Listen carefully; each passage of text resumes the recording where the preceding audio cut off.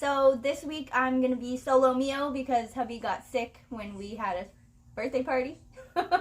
So, welcome to being Papa Dill over here. He got sick from all the kids coughing and sneezing all over him. So, he's getting his parent immunity built up there. But if you guys haven't been watching us, we are doing a podcast on... Oh, did you guys see my little twitch right there? What the heck was that? Where did that come from? But we are doing a podcast on sobriety and all the things that go along with becoming a addict, recovering from being an addict, going into detox, all those kinds of things. So we are covering all the grounds that we can possibly find or figure out. Here, I'm going to shut this door. That is way better. I have the sun glaring in on me. This is a horrible time to do live. But we are going to be covering a bunch of different topics on addiction, recovery, being an addict, being in sobriety, all those kinds of things. What leads you to becoming an addict, why people do it. We're going to be talking about all those kinds of things on here. So make sure you guys stay tuned. If you haven't watched our previous lives, go ahead and watch them. They are on my Facebook, they're on my husband's Facebook, and they're on our new page that we made. So I made a page for this. So yay! We're starting to move on up. But today we're going to talk about change and why people are so afraid of it.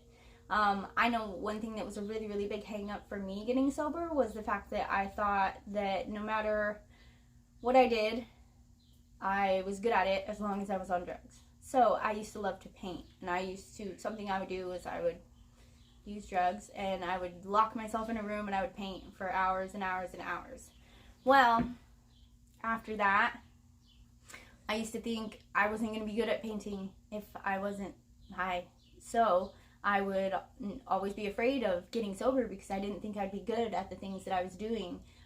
Even with like a job or being a parent or any of that kind of stuff, I didn't think I was going to be as good sober. I thought I was going to suck at it. So I thought today we could talk a little bit about that because I have two paintings right here. One of them is my brain on drugs and one of them is my brain not on drugs. And you can obviously tell that I was a little crazy and chaotic, and then it gets a little bit more, like, makes more sense, you know? So that's the difference. Like, you never know how crazy you're being until you get on the other side of being sober because you don't realize that you're being crazy. You think you're being normal and you think you're good at something and you think this drug is making you so much better, and it's just not.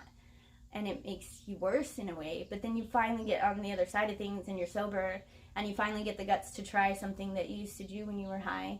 I know something that my husband used to do is draw. So drawing, painting, anything. Doing hair colors. I used to think that if I had my hair dyed, everyone knew I was high because that's what people that are high do.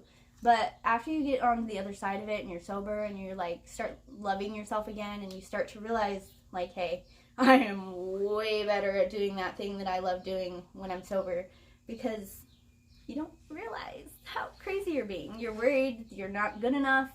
You're worried that you're not going to amount to your possible capabilities. You just worry about all these things, jobs, hobbies, and you worry and worry and worry, so you think you have to take this substance so that you can be good at it. And you don't. And that realization comes when you've been sober for a little while and you finally get back into your hobbies and the things that you like to do. So don't be afraid to change it up. Don't be afraid to try something that you did when you were high. Try it again sober, because I promise you, once you're done getting through all the muck and griminess of getting sober, once you get to that other side and you start doing the things you love again, you feel so much better. Like, you feel a million times better. I promise you that. Once you get on that other side, that's all it is, you guys. You just got to get through that hump of sitting there on that one side thinking, oh, I'm stuck. This is who I am, and I'm a great person like this. When in reality, you're not. You just don't realize it because you're not thinking straight. Your brain this is your brain right now when you're all thinking like that. And then when you start to think, hey, I can do this. I am good at this. I am going to try this again. Then you get a hell of a lot better. Like, way better. Those are two of them that I did sober. And then this one's all crazy and psychotic and blah. So, moral of the story today is just don't be afraid to change. Don't be afraid to change yourself. Don't be afraid to exit out of that whole drug world and really be yourself and be okay with being yourself, because I mean, let's be honest, everybody's got traumas and majority of people tried substances because of trauma. You are just as good as before that trauma. You were just as good before that trauma happened, just as you are now. You are an amazing person, and you can totally worthy of being happy and living a healthy life. You just have to realize that for yourself. So don't be afraid to change. I left some resources up at the top. Me and Hubs went and worked out on Friday in Venice Beach with the Phoenix organization.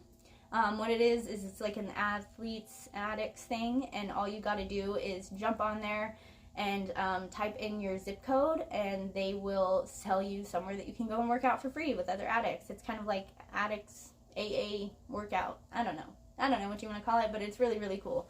So go ahead and check that one out. That one's the Phoenix.